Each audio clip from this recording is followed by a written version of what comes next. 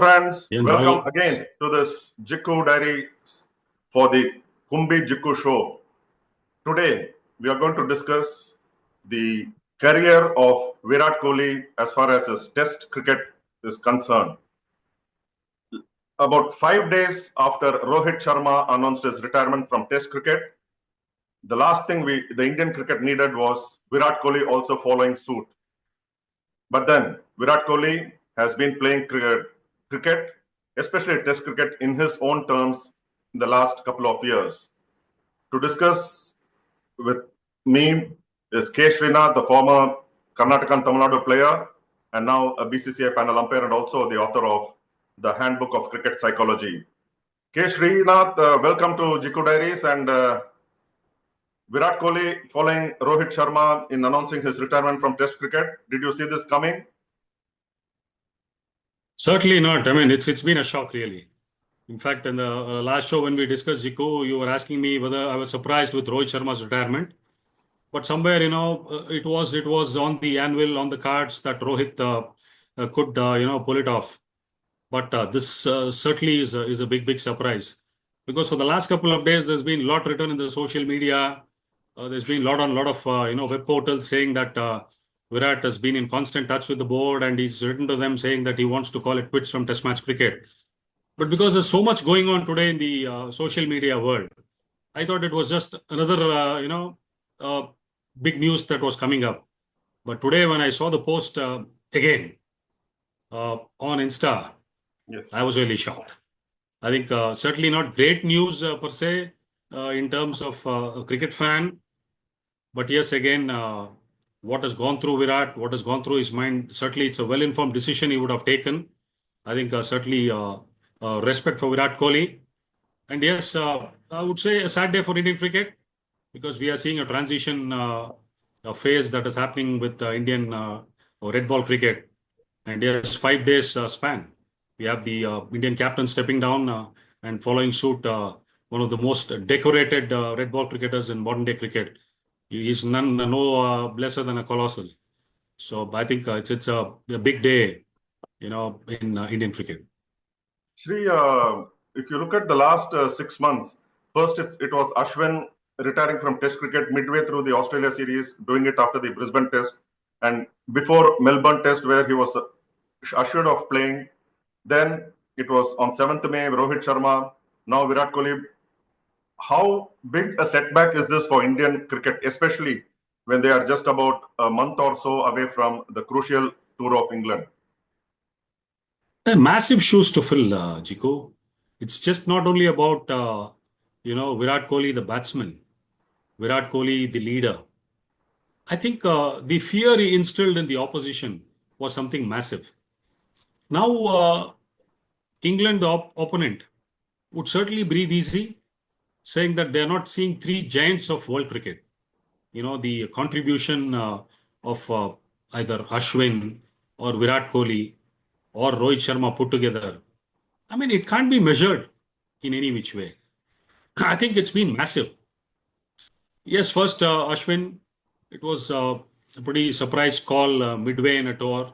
Normally, you expect a cricketer to go through the tour at least and then, call it a day. It didn't happen. And yes, of course, followed by Rohit in the last 5 days, and now Virat. As I said, it's just not a small hole. It's a crater. It's a huge void and not easy shoes to fill. I said per se in terms of our own team, but opponents around the world will certainly breathe easy today, saying that they're not going to see the top two figures at the top in terms of Rohit and Virat. Yes, massive boots to fill, and it's a tough phase moving forward for Indian cricket.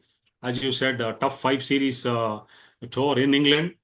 Now with very less experience at the top, because 60-odd test matches for Rohit, 100-odd test matches for Virat at the top, and the experience of somebody like Ravichandran Ashwin, 100-odd test matches, having been a part of the Indian side touring England for 3 or 4 times.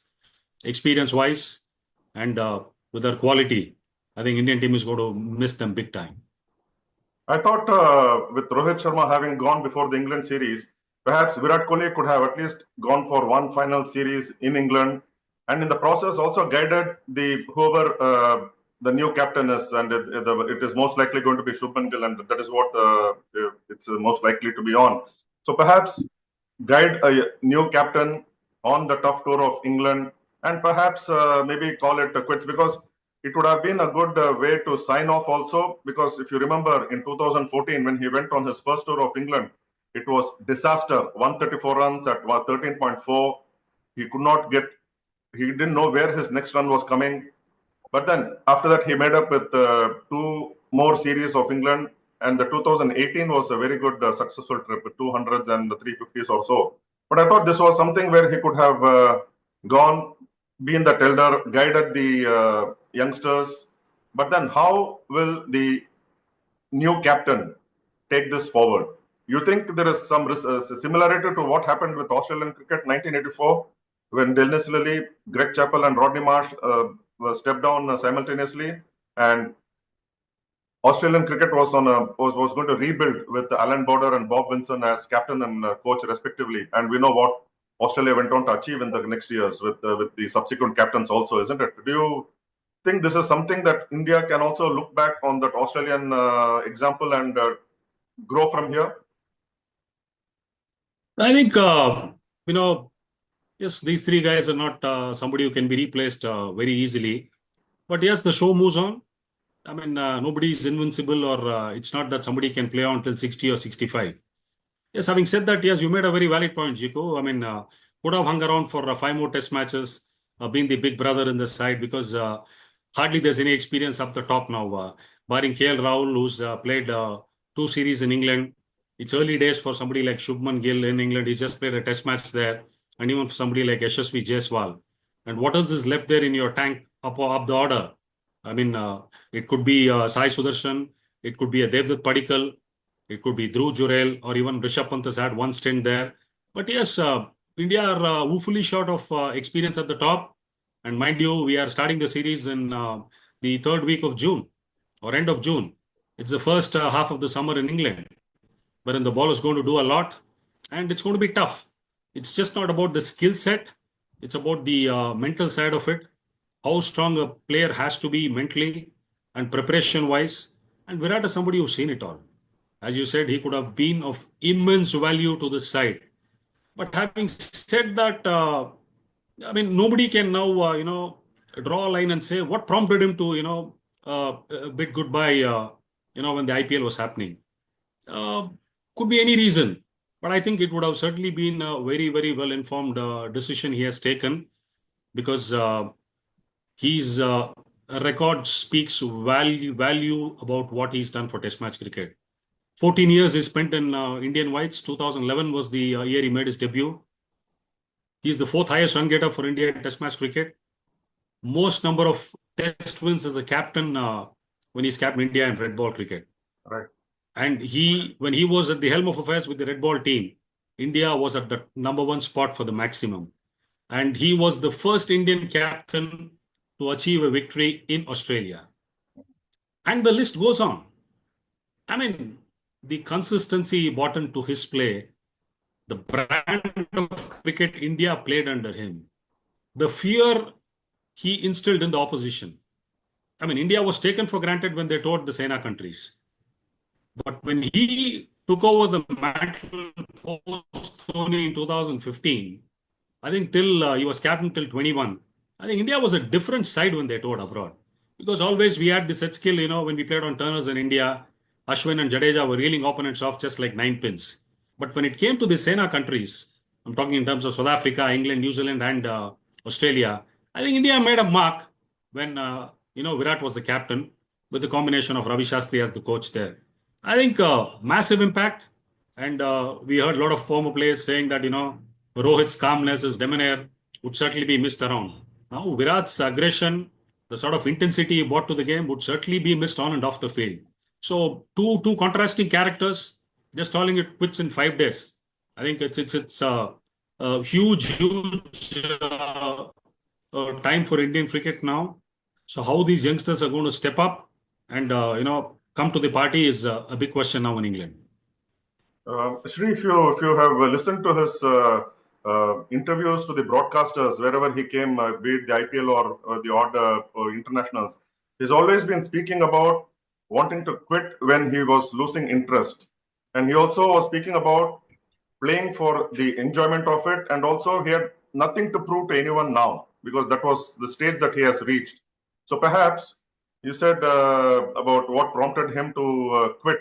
Maybe he has lost interest in playing Test cricket, and perhaps the results in the Border Gavaskar Trophy, the results in the last couple of years, except he got 100 in Perth in Australia, his last of the 30 Test hundreds. He was also not having good success or the runs amount of runs we expect from Virat Kohli that was not coming by in the tests in recent times, isn't it? So maybe that prompted him. Maybe he was not enjoying Test cricket. I mean, yeah, possibly could be because he's hinted in a way when he's spoken to a few people in the last couple of weeks. But yes, we can speculate, there'll be a lot of reading between lines done now. But yes, the standards he had set for himself was tremendous, was enormous. And he had a bar always, wherein he had to achieve that. At one point in time, as you said, yes, if he's not been able to maintain that consistency, because he was somebody who was, aggregating close to 60 on an average.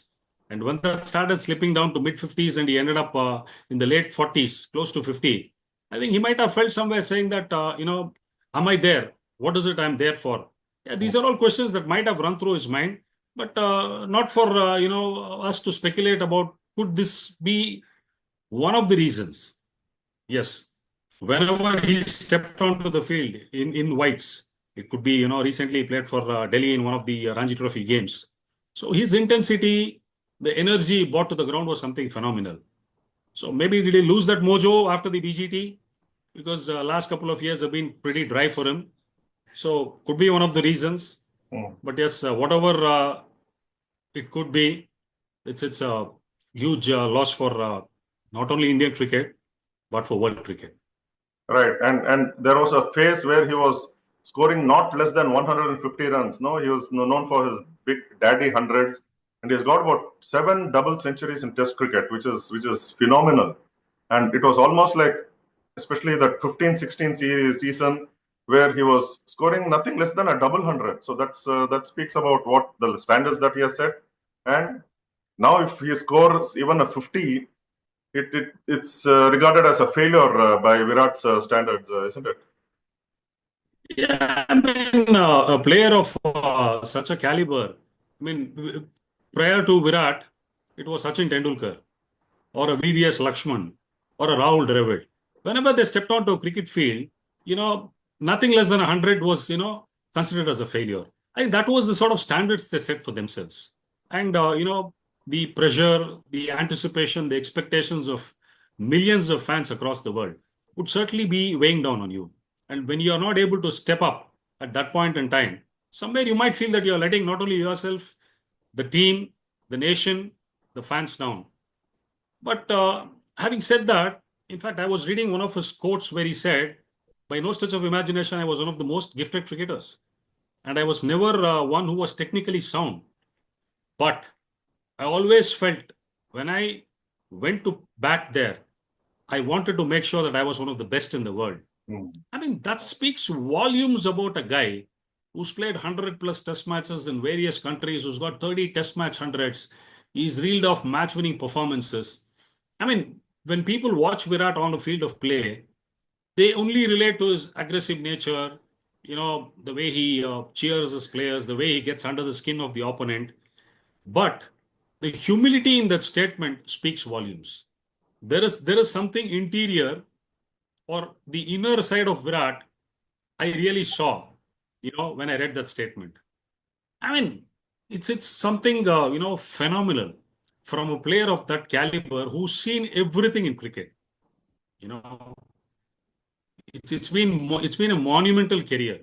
And when he says that by no stretch of imagination, my I was never one of the best technically or per se in terms of natural ability. That speaks volumes about the person's persona.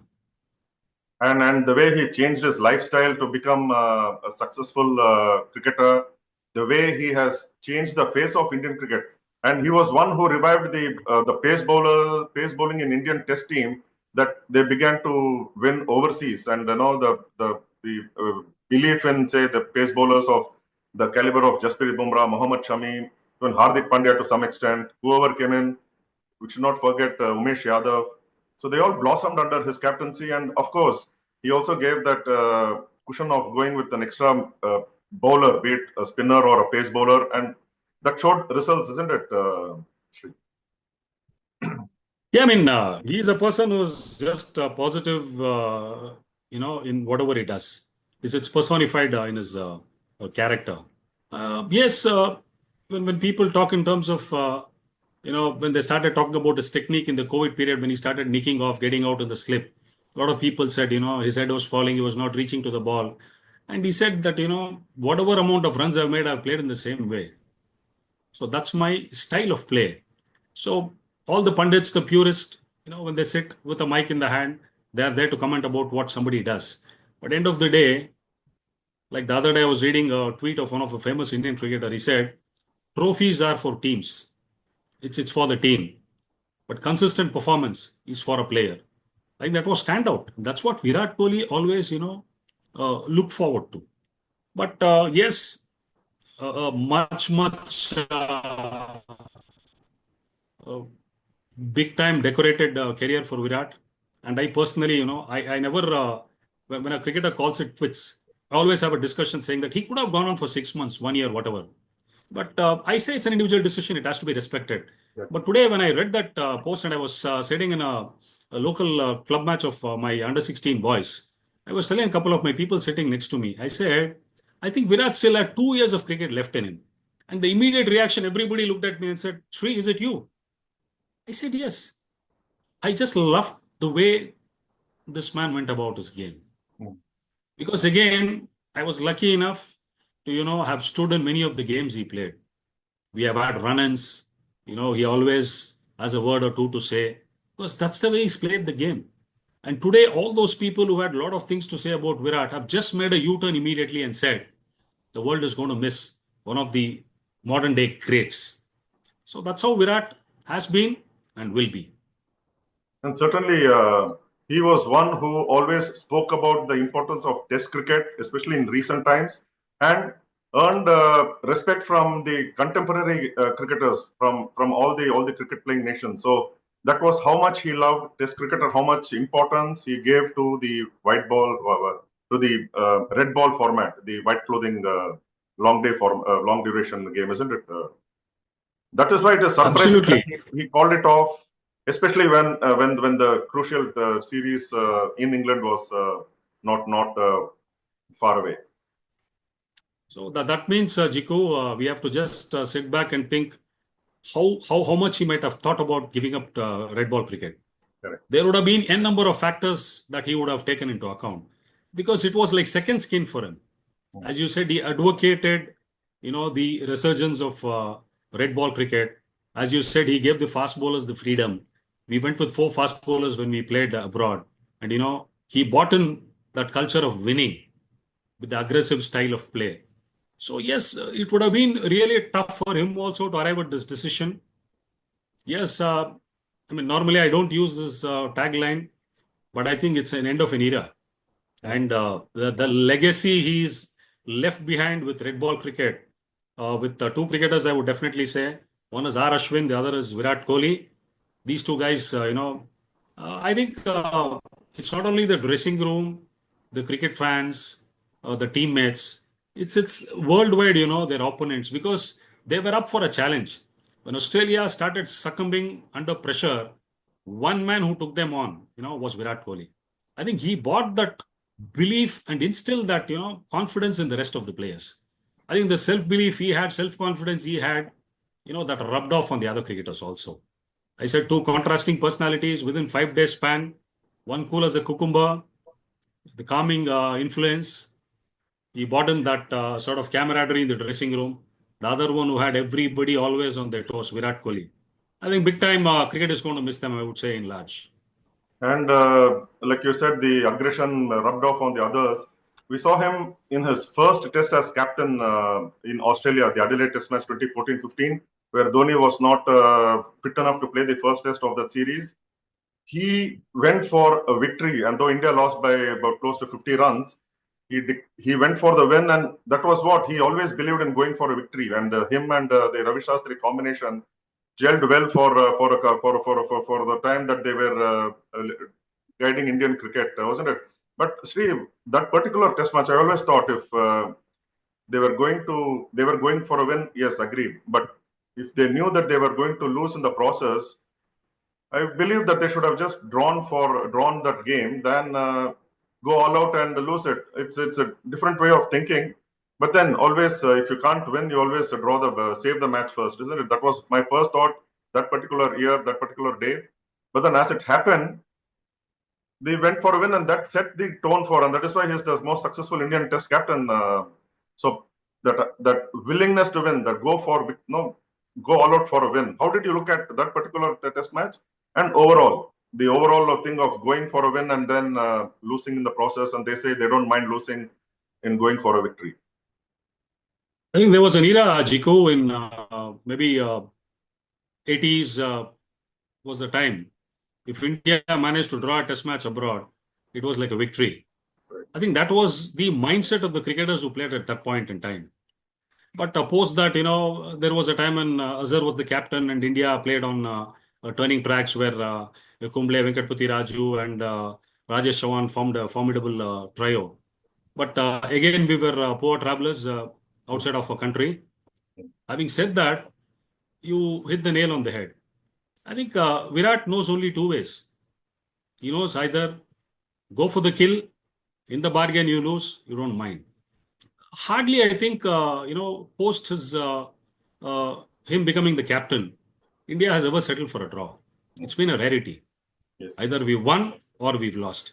I think that's the brand of cricket he promoted. And that's why his numbers, not a great fan of statistics, but that's what speaks volumes about what he's done. India's most successful captain, having won the maximum number of Test matches, which even Saurav Ganguly or Nazaruddin or MS Dhoni, who've captained for long times, were not able to achieve. Yes, I love the way he played. To be honest, play for winning, because always they say winning is a habit. And that is something he really inculcated and cultivated with the Indian side.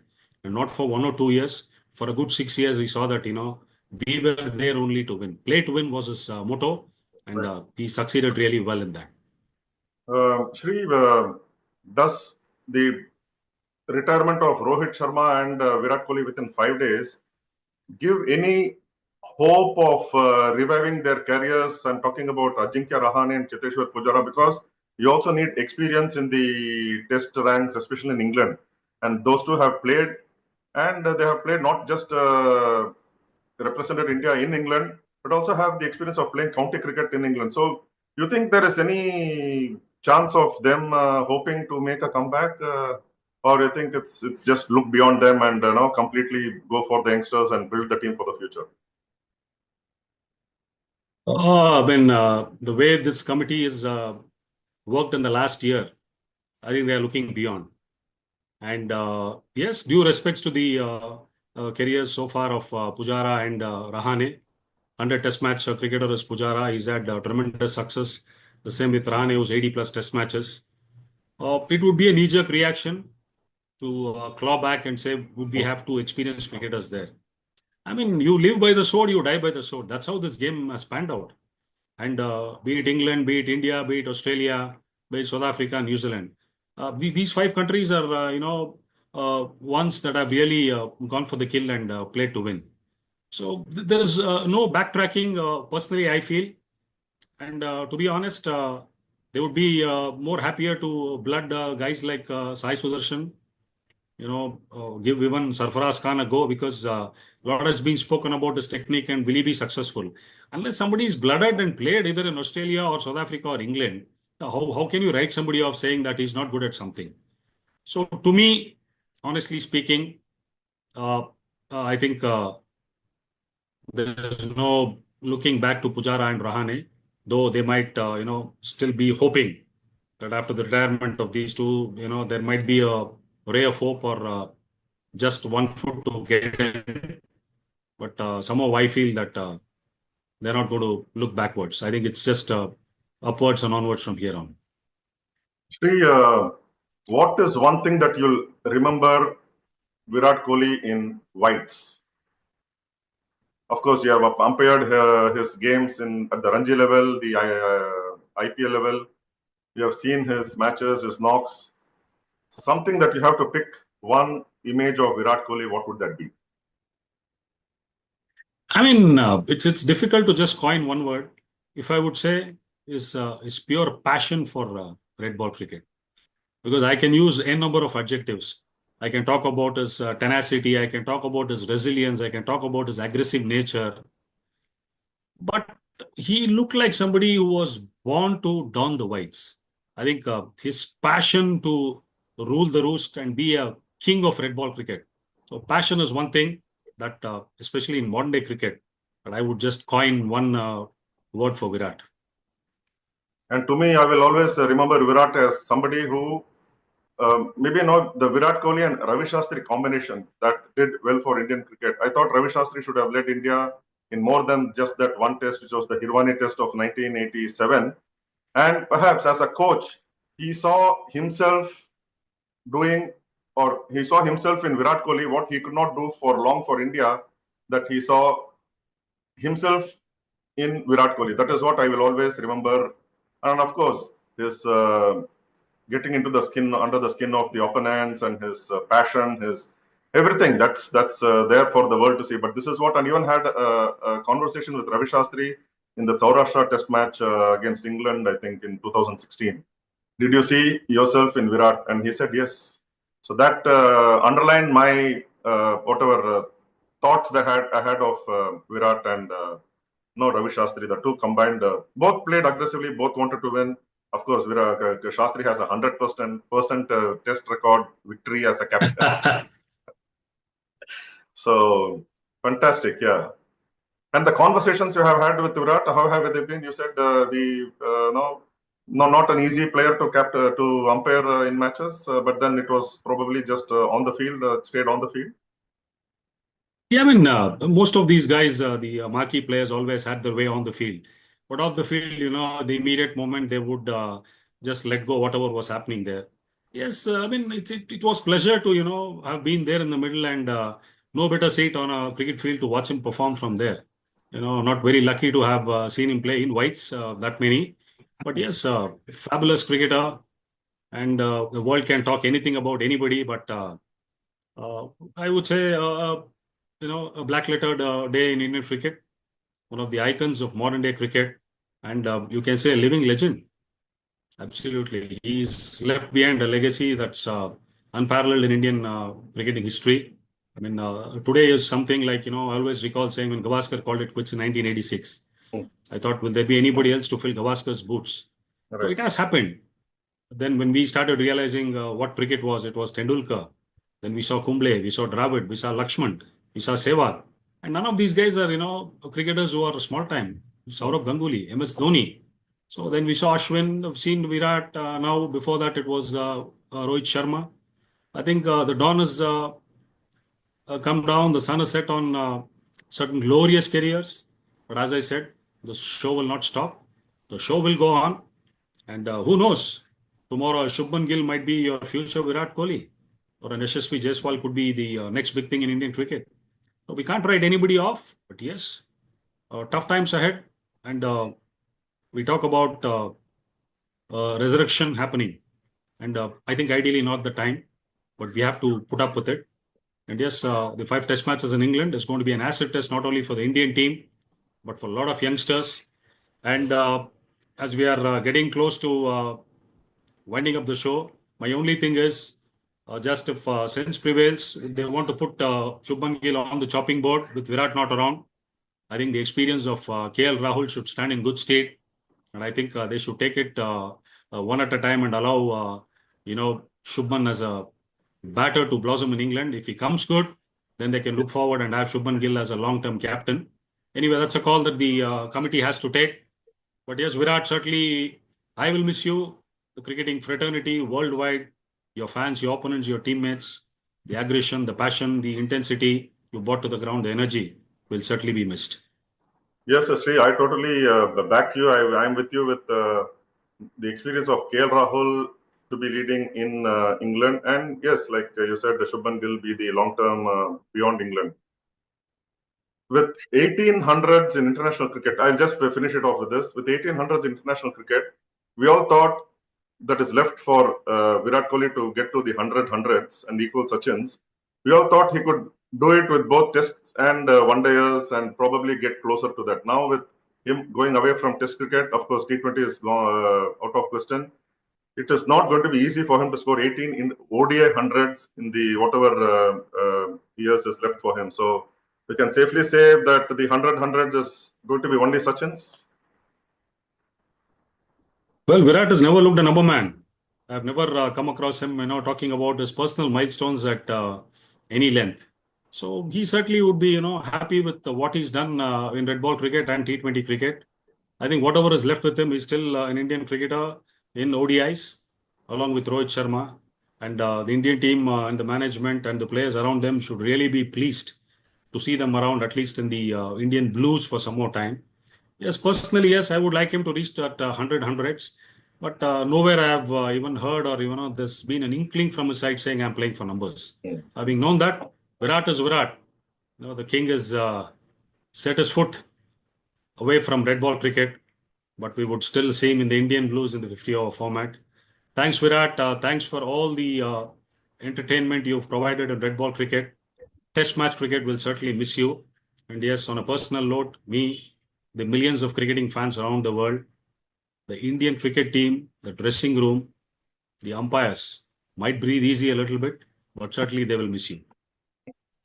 Yes, and thanks to you, Sri, for wonderful insights into Virat Kohli and some whatever you have seen in matches live from the best position on the cricket field. Thank you, viewers, and yes, let's wish Virat Kohli the best in his test retirement, and hopefully he will continue along with Rohit Sharma to take India to greater heights in one-day cricket with whatever is left for them in international cricket. Thank you, Shreya, once again, and see you again soon. Thank you, Gikku. Take care. Bye.